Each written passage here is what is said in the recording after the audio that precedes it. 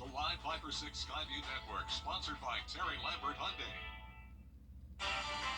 Well, we wanted summer heat, and it sure is here. This weekend, we have a Viper 6 alert day issued for Saturday and Sunday for dangerous heat index between 110 and 114 degrees.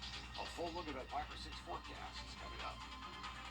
Right now on News Channel 6 at 4, Augusta needs a permanent city administrator. So when will the search start moving along? We'll have the answer. Plus, we'll introduce you to some local students jumping their way into history and taking the state and the world by storm. And making a global impact in healthcare, a local doctor who is healing scoliosis one person at a time. As your news at 4 starts now. Live from Television Park, this is WJBF News Channel 6 at 4.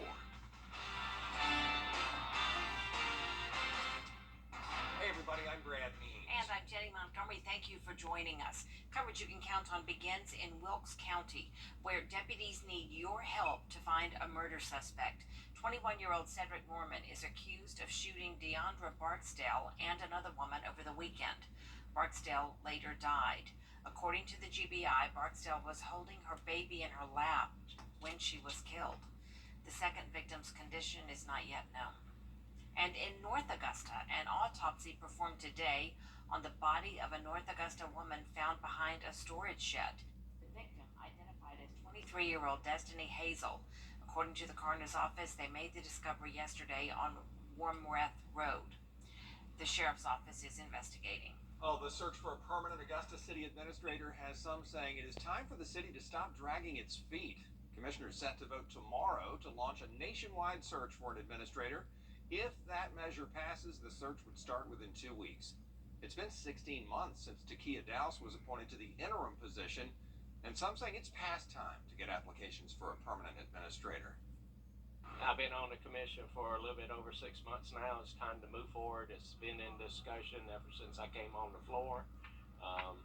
So I don't think it's a rush whatsoever, George. I think what we need to do is find the best candidate out there nationwide. Now, last week, Commissioner Jordan Johnson blocked a motion to move forward with the search. He had questions about the job description. Ahead of Thursday's vote, Johnson said those questions remain. A big vote this November could mean using your money to pay for a new Heat is what it'll feel like. I'll detail the rest of this forecast and where this heat's coming from all in just a few minutes. Jenny, Brent. All right, Tim, thank you so much. An investigation is underway in Aiken after the death of a man on a tractor trailer. The coroner says the man was on the tractor when it overturned into a pond on Old Jackson Highway this morning. DNR recovered the man's body shortly after noon. An autopsy will be performed tomorrow in Newberry. The victim, who was on that tractor, has not been released. And in Richmond County, investigators say a body was found in a vacant apartment complex. This was on Burgundy Street today, and deputies say the body was already in a state of decomposition. No word on the name of the victim. A Warrenton police officer is now behind bars in Columbia County. According to the incident report, Michael Redekop admitted to officers that his wife had his cell phone and the two of them argued about it. He then grabbed her arm and pinned it down to take back his phone. He's charged with simple battery family violence. A week after torrential rains and heavy thunderstorms hit Batesburg-Leesville, the area has dried up, but the damage still remains. The town got a total of 14 inches of rain last week. Flooding temporarily closed Highway 1, but cones are still set out. High winds knocked over signs and several trees. The city manager says calls are still pouring in to report the harm that's been done, and the only thing they can do is be a listening ear. That's all we can do at this point is just really try to understand who received damage, what that damage was, and then from there we're going to try to they've got a system through emergency management that will assign a dollar value to the damages. The exact cause of the damage is still unknown, but Luckadoo estimates it will be around $1 million. If you have any other damages to report, you are encouraged to contact the Lexington County EMD as soon as possible. One local surgeon is making a global impact. He's traveling to other countries to perform life-saving spinal surgeries. Bria Smith is here with his story. Bria? That's right. The National Scoliosis Spinal Dr. Justin Bundy aims to reduce that number nationally and worldwide. Every year, Dr. Bundy and his team go to Jamaica for a week to take care of scoliosis patients there. The team helps nearly 50 people in 1 week, performing between 4 to 5 surgeries each day. Those surgeries have the potential to save lives and improve the health of children and adults living with scoliosis. Scoliosis after about 70, 80 degrees starts to affect your lungs. After 90 can affect your heart. And so in these kids who are 10 and 12 years old, when they're 30 or 40, they're going to have major problems even walking up and down stairs, holding a job, doing major life things that are needed for society. With June in Scoliosis Awareness Month coming to an end, physicians recommend you get your spine checked annually for children and as needed for adults, just to be on the safe side. Brad? All right, Bria, thank you, and thank you to Dr. Bundy and his team.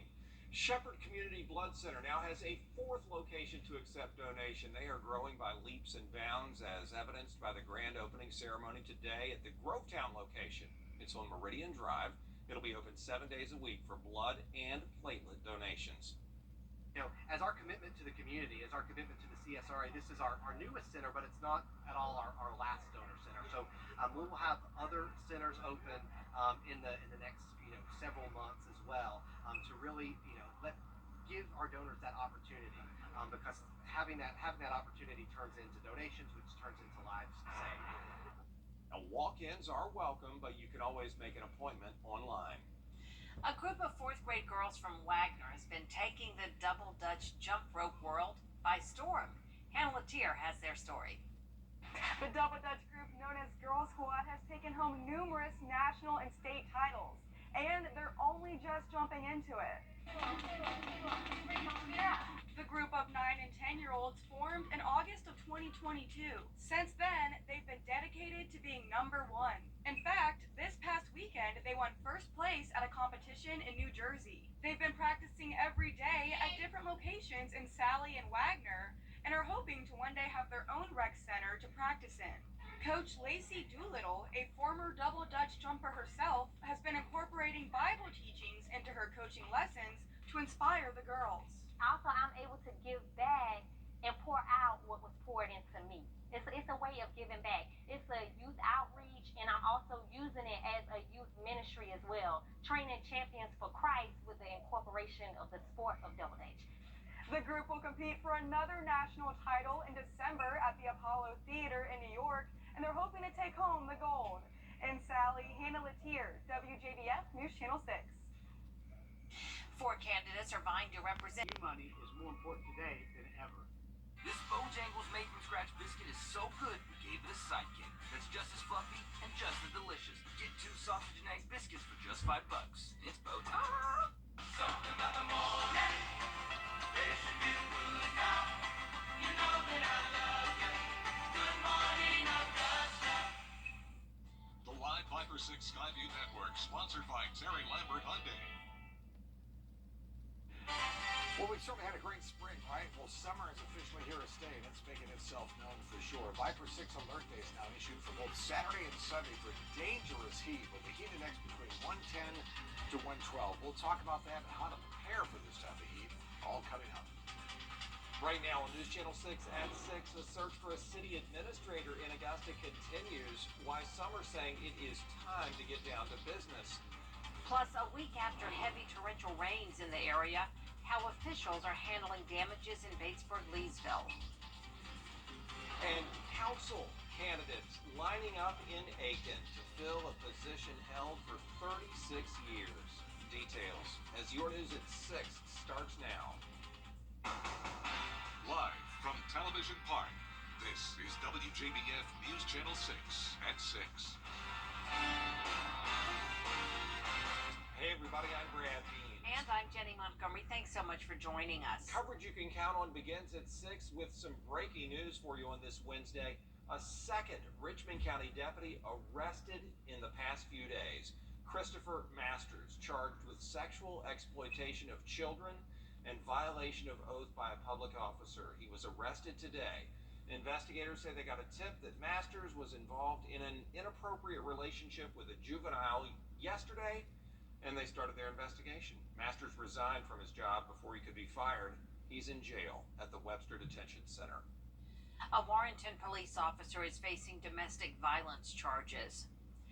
Investigators say they were called to a home on North Bel Air Road in Evans. When they arrived, a woman said she and her husband, identified as Warrenton police officer Michael Redcop, had an argument over messages on his phone when he grabbed her arm and pinned her down to take the phone from her. Redcop was arrested and charged with simple battery. The police chief in Warrenton says Redcop has resigned from his position. Wilkes County now, where deputies need your help to find a murder suspect. 21-year-old Cedric Norman accused of shooting Deandra Barksdale, who later died, and another woman over the weekend. GBI agents tell News Channel 6 that Barksdale was holding her baby in her lap at the time she was killed. The second victim's condition is not yet known. City administrators